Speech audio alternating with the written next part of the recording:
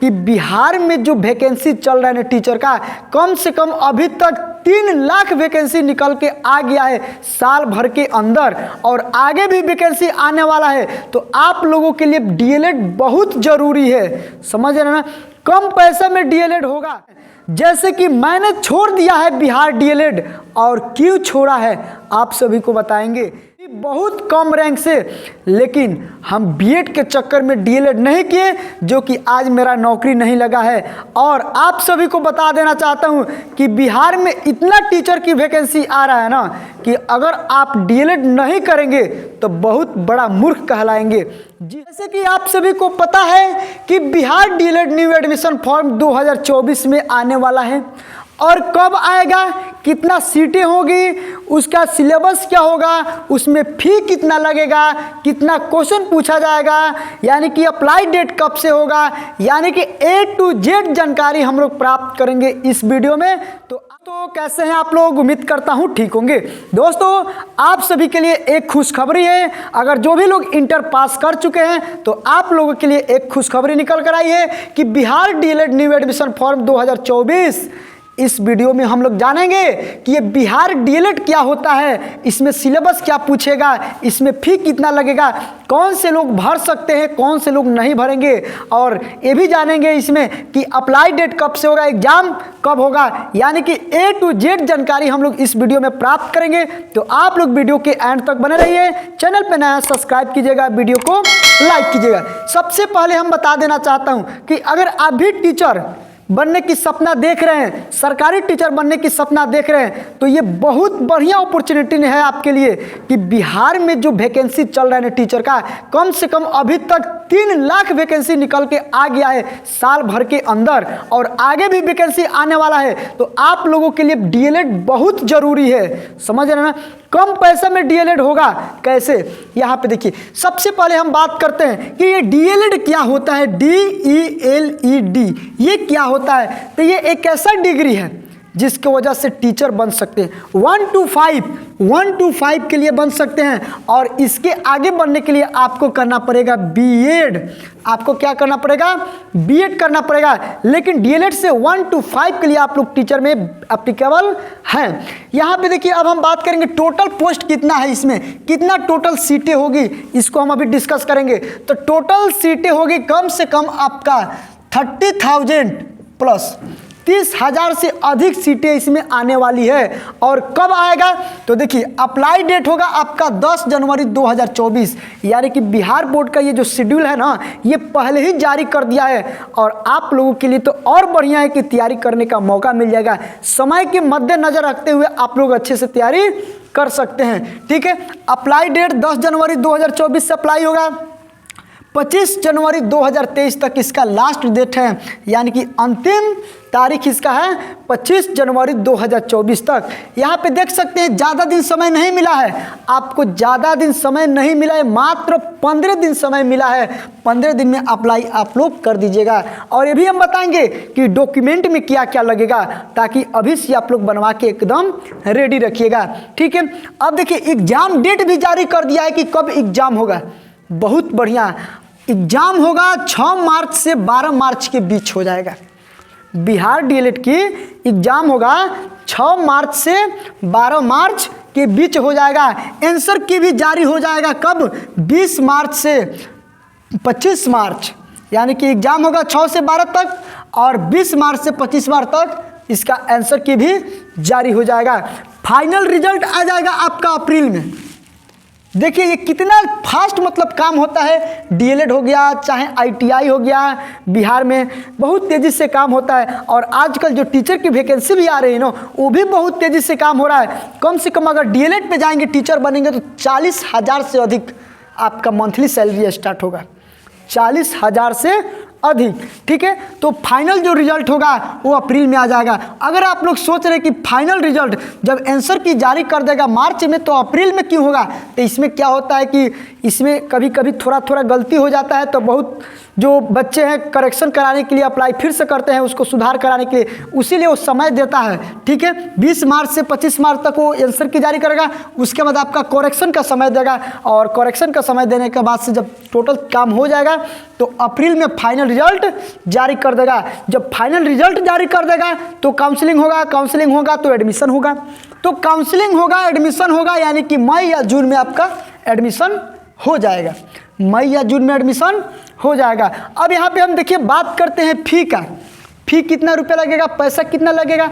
तो general OBC के लिए 960 रुपया फी लगेगा, जनरल ओबीसी के लिए 960 रुपया लगेगा, और एससी एसटी के लिए 760 रुपया लगेगा, फीमेल के लिए भी 760 लगेगा, पीएच कैंडिडेट 760 या हैंडीकेप्ड, यानी कि जनरल ओबीसी को छोड़कर बाकी जो कैंडिडेट आएंगे उनको लगेगा 760 रुपया लगेगा।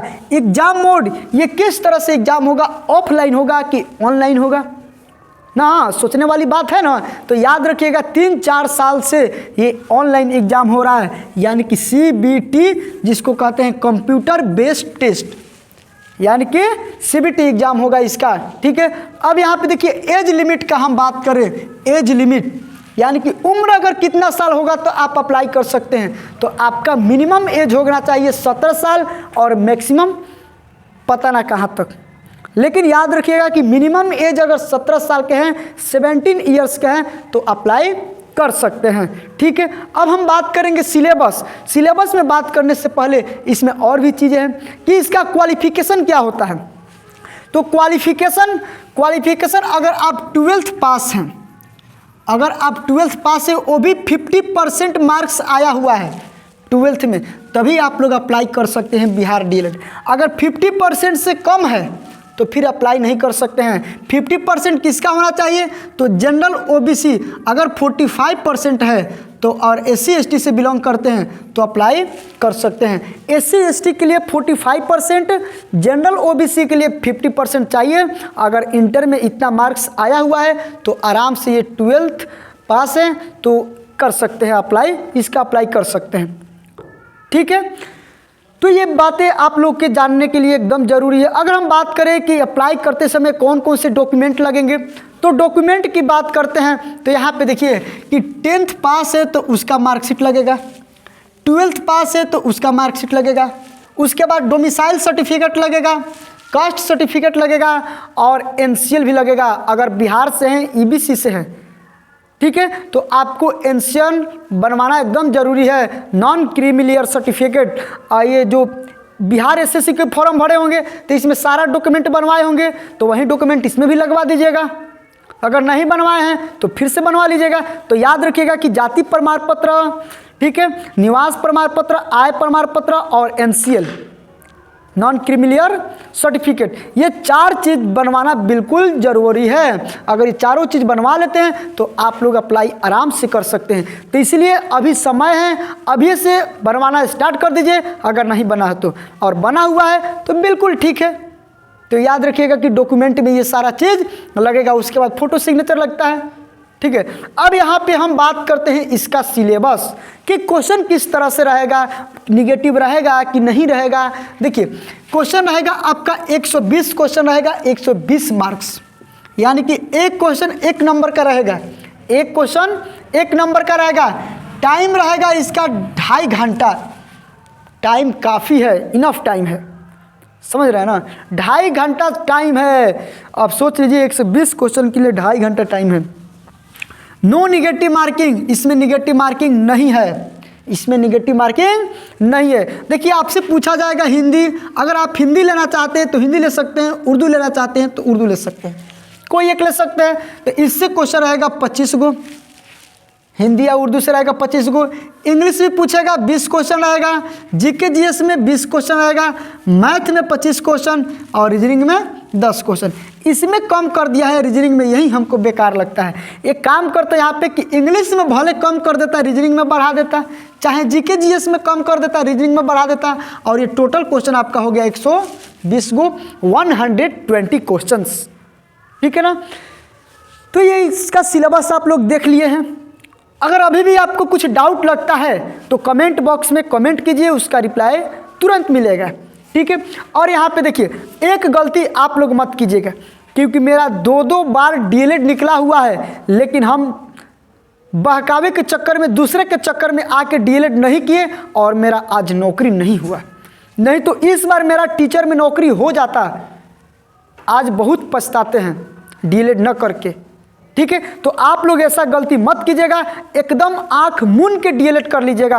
अच्छा 1 मिनट हम बताएं कि इसमें पैसा कितना लगेगा डीएलएड करने में, ये तो हम बताए नहीं। तो देखिए इसमें पैसा का हम बात करें तो सरकारी, जो बिहार में जो सरकारी सीटें हैं लगभग 12-13 हज़ार के करीब है ऐसा। अगर आपका रैंक अच्छा आता है, अगर आपका रैंक अच्छा आता है, ठीक है, तो आपका जो पैसा लगेगा मात्र 20,000 से 25,000 तक, 20,000 से 25,000 तक। अगर आपको गवर्नमेंट कॉलेज मिल जाता है तो गवर्नमेंट कॉलेज मिलेगा तो 20,000 से 25,000 तक आपका 2 साल का जो डीएलएड का कोर्स होता है 2 ईयर में ख़त्म हो जाएगा, यानी कि 20 से 25,000 में। अगर रैंक अच्छा नहीं आता है तो आपको प्राइवेट जो कॉलेज मिलेगा उसमें 1 लाख से 20,000 तक लग सकता है रुपया, 1 लाख से 1,20,000 तक लग सकता है, ठीक है ना। तो कोशिश कीजिएगा, मेहनत अभी से कीजिएगा कि ताकि आपको गवर्नमेंट कॉलेज मिल जाए और 20 से 25,000 में आपका टोटल डीएलएड का कोर्स ख़त्म हो जाए, ठीक है। तो आप लोग मेरे जैसा गलती मत कीजिएगा, और इस गलती का पछतावा मुझे बहुत है, ठीक है। तो चलिए, अगर और भी कुछ डाउट लगता है आप लोगों को तो कमेंट बॉक्स में कमेंट के माध्यम से पूछ सकते हैं, ठीक है। चैनल पर नया सब्सक्राइब कीजिएगा, वीडियो को लाइक कीजिएगा। मिलते हैं नेक्स्ट वीडियो में, तब तक के लिए बाय, जय हिंद।